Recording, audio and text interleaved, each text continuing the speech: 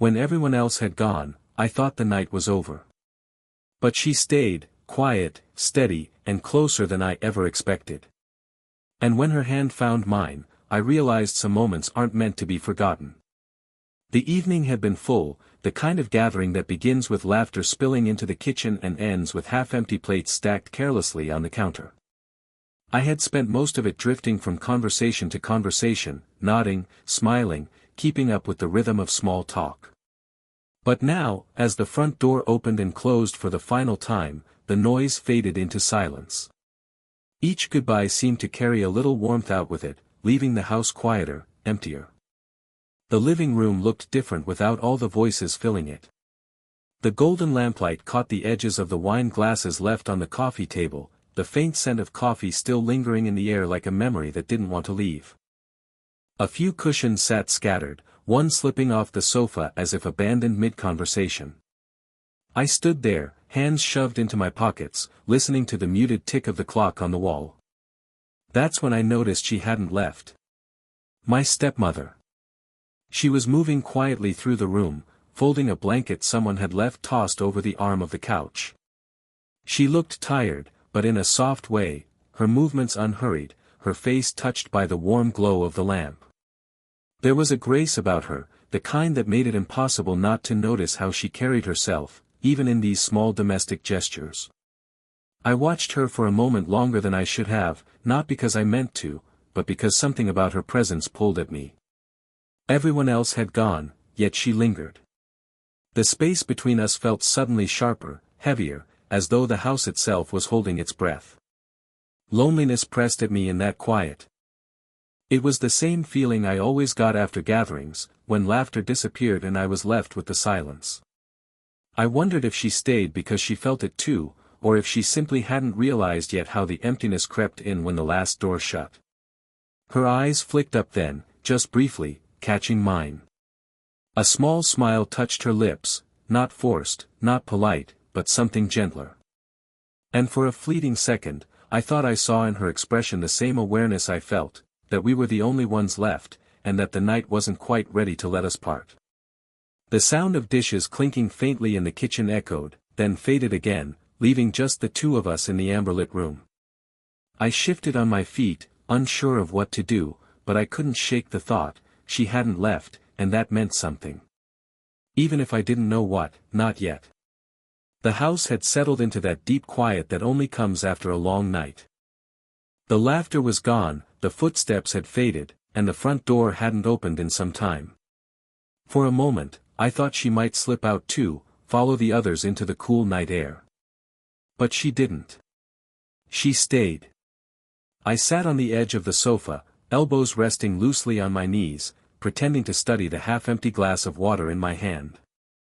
In truth, I was listening to the sound of her movements as she shifted about the room. The soft rustle of fabric as she smoothed out the cushions. The faint creak of the floorboards as she crossed to place an empty mug on the table. Small, ordinary sounds, yet in the silence they felt amplified, significant. Finally, she let out a quiet breath and lowered herself onto the couch beside me. The cushions dipped beneath her weight, and suddenly the space between us wasn't quite what it had been before. She didn't sit at the far end, as I might have expected, leaving a safe and polite distance. No, she chose the middle, close enough that our knees nearly touched. The nearness was unspoken, yet undeniable.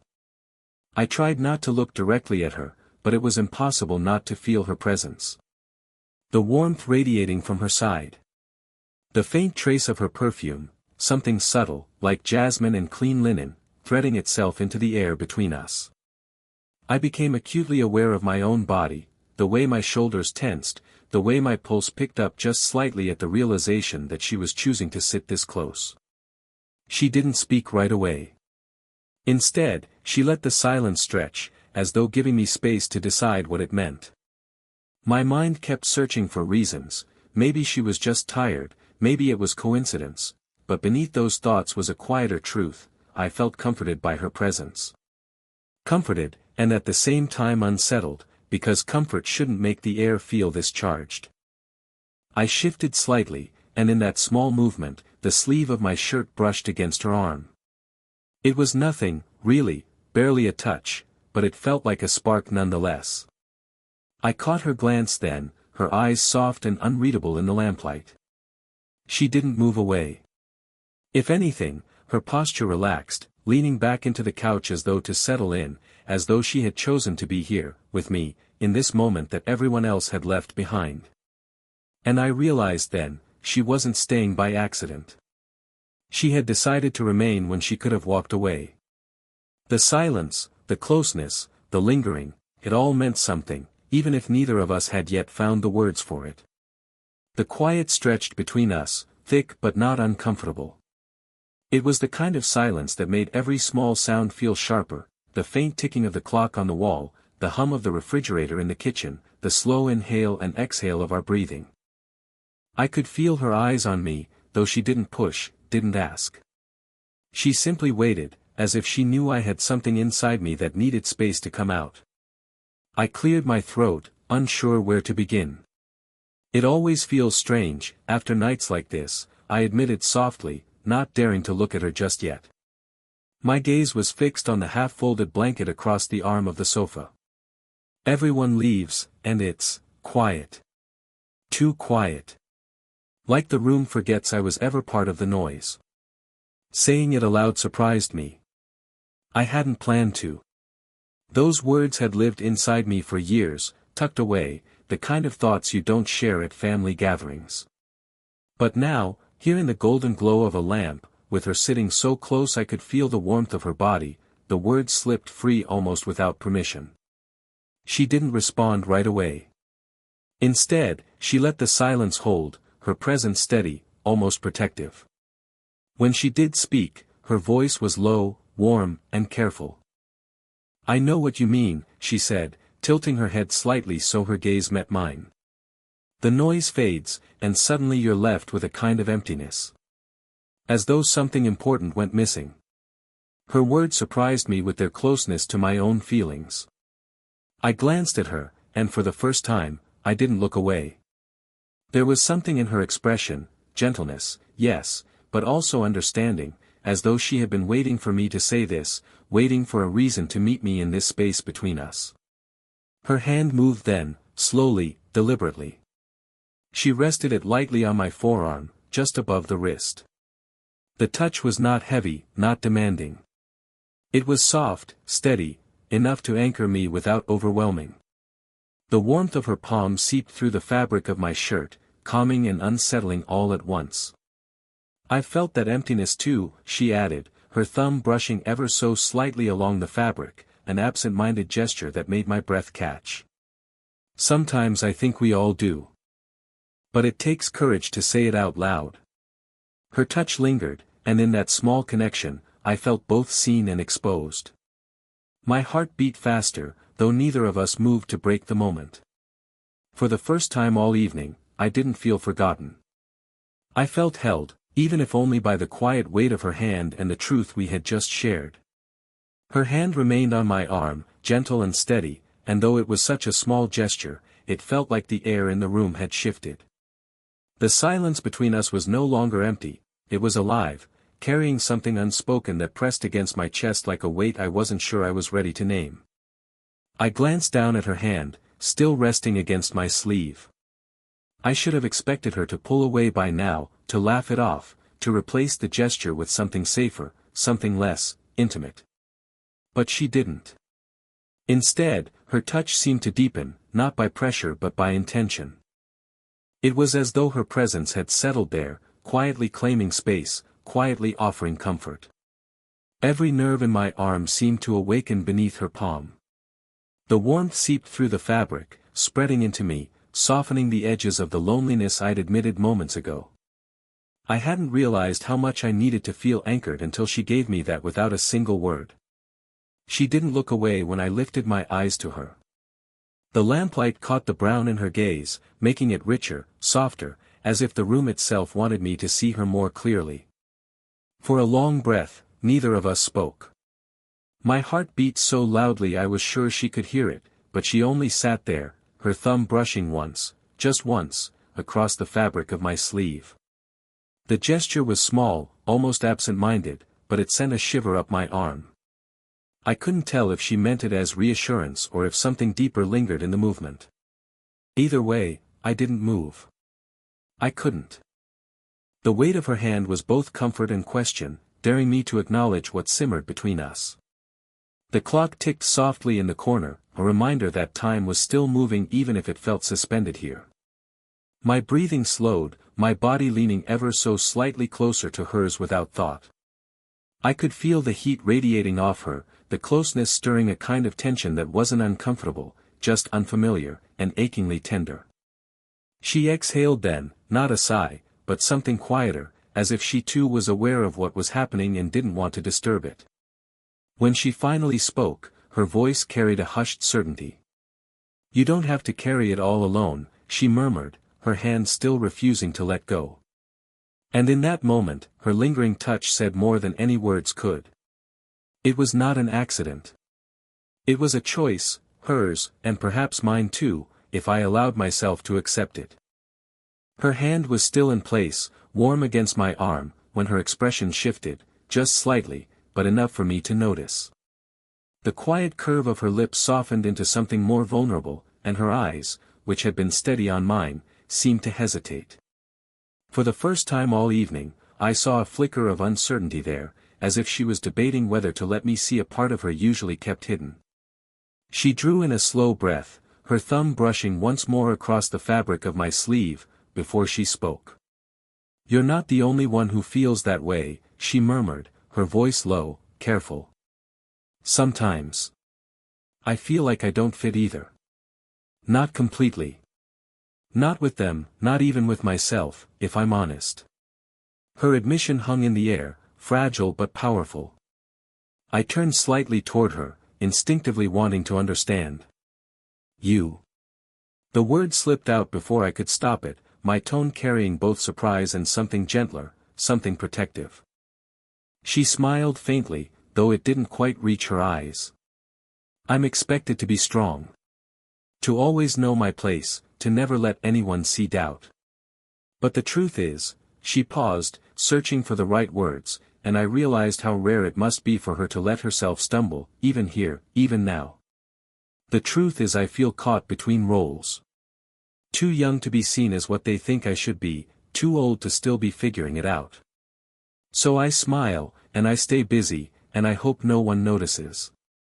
Her gaze faltered, dropping briefly to where her hand still touched me, as if only now realizing how long it had lingered there. But when she looked up again, she didn't move it away. Instead, she tightened her fingers slightly, as though drawing courage from the connection.